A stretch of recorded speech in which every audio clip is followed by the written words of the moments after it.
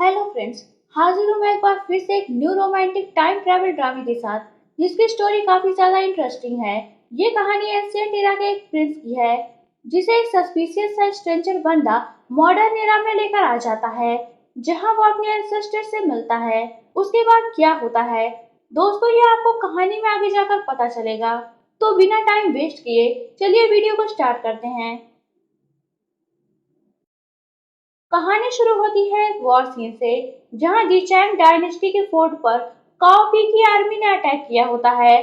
और यहाँ जीचैंग डायनेस्टी के दो प्रिंस, प्रिंस जेंग जियान और प्रिंस जेंग जून, उनका बहादुरी से मुकाबला कर रहे होते हैं।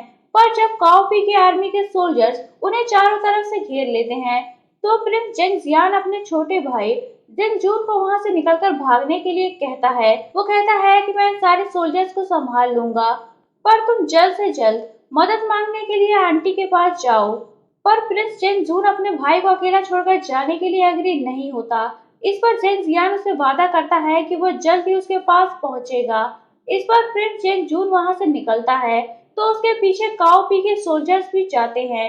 एक ऊंची पहाड़ी पर पहुंचकर वो उससे फाइट करता है, और इसी फाइट के दौरान वो पहाड़ी से नदी में नीचे गिर जाता है। यही ये सीन कट होता है।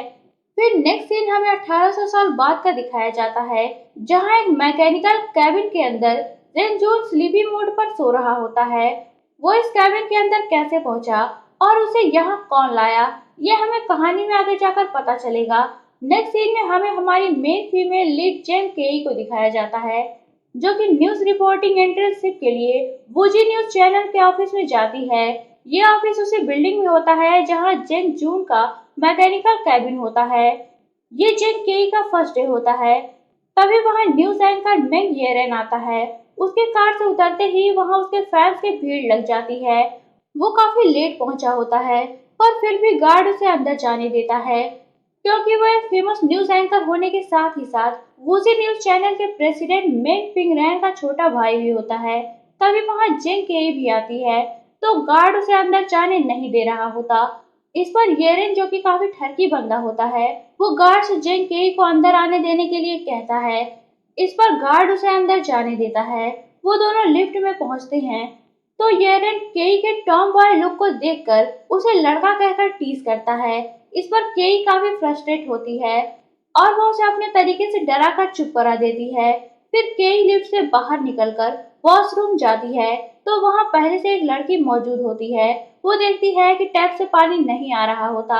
इस पर जेंग के उसके टैप बनाने में हेल्प करने की कोशिश करती है, पर टैप टूट जाती है, जिससे उसमें से सारा पानी बाहर आने लगता है और वो भीग जाती है। वो किसी तरह से बच बचाकर न्यूज डायरेक्टर के पास आती है, तो डायरेक्टर उसे लेट आने के लिए डांटता है।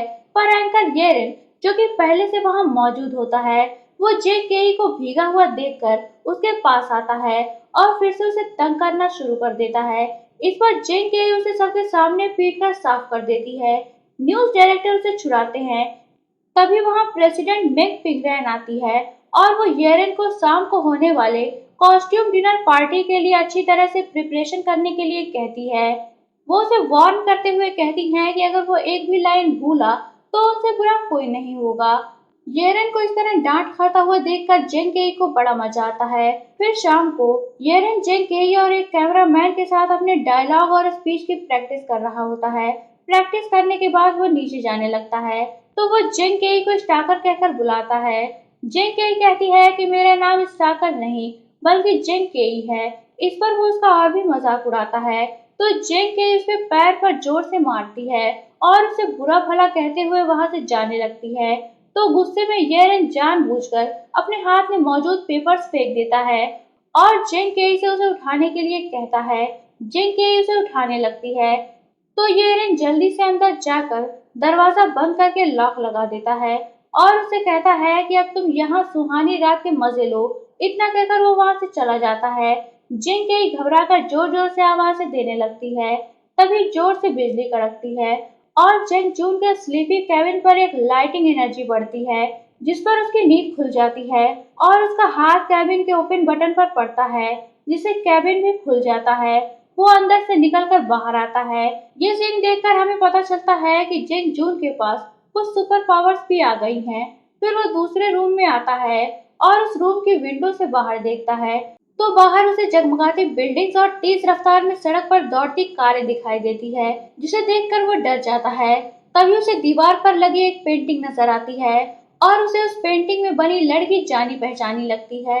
तभी उसे छत से आती हुई जिंग केई की आवाज सुनाई देती है और उसे पास ही शीशे में रखी अपनी स्वॉर्ड और सूट भी नजर आता है। इस पर वो सूट पहनकर और स्वॉर्ड लेकर सीढ़ियों पर जाता है तो जिंग केई उसे डोर को ओपन करने के लिए कहती है। इस पर वो स्वॉर्ड से लॉक तोड़कर ऊपर जाता है।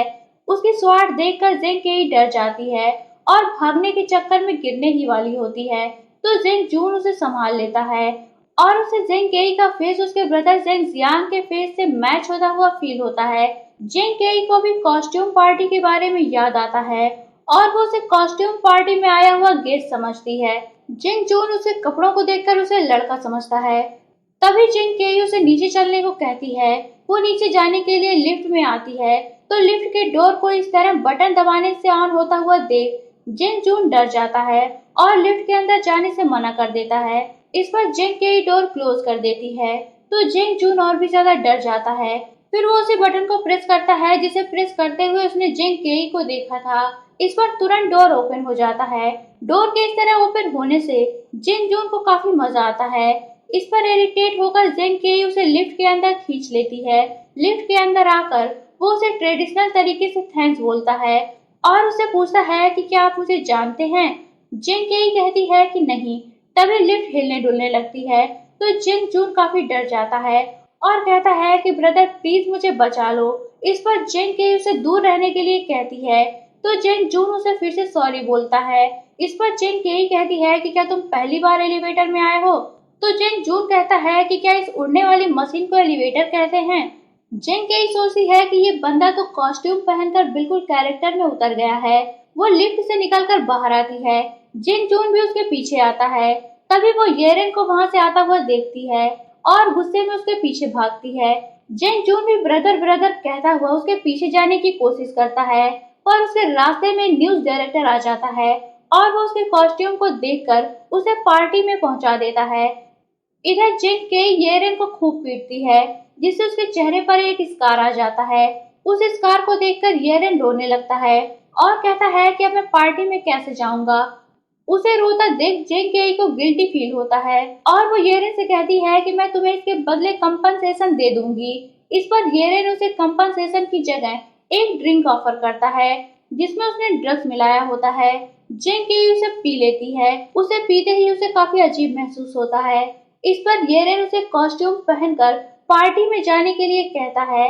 इधर पार्टी में एक एंशिएंट सर्वेंट के कॉस्ट्यूम में एक वेटर जिंग जून के पास आकर उसे सैंडविच ऑफर करता है तो जिंग जून उसकी ट्रे से एक सैंडविच उठाकर टेस्ट करता है तो उसे सैंडविच काफी अच्छी लगती है। फिर वो सारी सैंडविचेस ले लेता है और वेटर से पूछता है कि क्या तुम मुझे जानते हो। इस पर वो भी उसे ना में जवाब देता है। तभी स्क्रीन पर एक पैलेस दिखाया जाता है और ये पैलेस एक्चुअली जीचैंग डायनेस्टी का होता है। तभी स्टेज पर येरेन आकर पार्टी को स्टार्ट करता है पर जिंग जून के दिमाग में पुरानी यादें घूमने लगती हैं और उसे अपने ब्रदर के बारे में याद आता है तो वो जोर से एल्डर ब्रदर कहकर चीखता है। इस पर येरेन और बाकी सभी लोग उसे देखते हैं। येरेन उसे स्टेज पर बुलाता है तो जिंग जून स्टेज पर जाता है और सभी लोगों को ट्रेडिशनल तरीके से हेलो बोलता है। फिर वो सभी से कहता है कि यहाँ आने से पहले मैं अपने एल्डर ब्रदर से बिछड़ गया था। क्या किसी ने मेरे एल्डर ब्रदर को देखा है। उसकी इस बात पर सभी उसे पागल समझते हैं। येरेन कहता है कि इस लड़के का खुद को इंट्रोड्यूस करने का एक अलग ही अंदाज है। लगता है कि ये कैरेक्टर में उतर चुका है। येरेन बात बदलते हुए सभी को खाना खाने के लिए कहता है। तभी जिंग जून की नजर एंशिएंट मेल ट्रेडिशनल कॉस्ट्यूम पहने जिंग केई पर जाती है। जिंग केई येरेन की ड्रिंक की वजह से काफी नशे में होती है पर जिंग जून को वो उसके ब्रदर जैसी नजर आती है। तभी वहाँ प्रेसिडेंट पिंगरैन आती हैं जिसे देखकर येरेन भागने लगता है क्योंकि उसने स्टेज पर वो सब कुछ नहीं बोला होता जो उसे बोलने के लिए पिंगरैन ने लिख कर दिया था।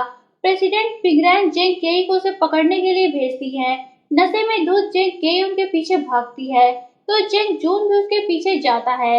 यहीं ये पार्ट एंड होता है। तो दोस्तों, अगर आप जानना चाहते हैं कि कहानी में आगे क्या हुआ तो बने रहिए मेरे साथ। और अगर आपने अभी तक चैनल को सब्सक्राइब नहीं किया है तो चैनल को सब्सक्राइब करके बेल आइकन पर क्लिक कर लीजिए ताकि आपको हमारे आने वाली वीडियोस की इंस्टेंट नोटिफिकेशंस मिलती रहे। तो मिलते हैं नेक्स्ट वीडियो में, तब तक के लिए take care and good bye.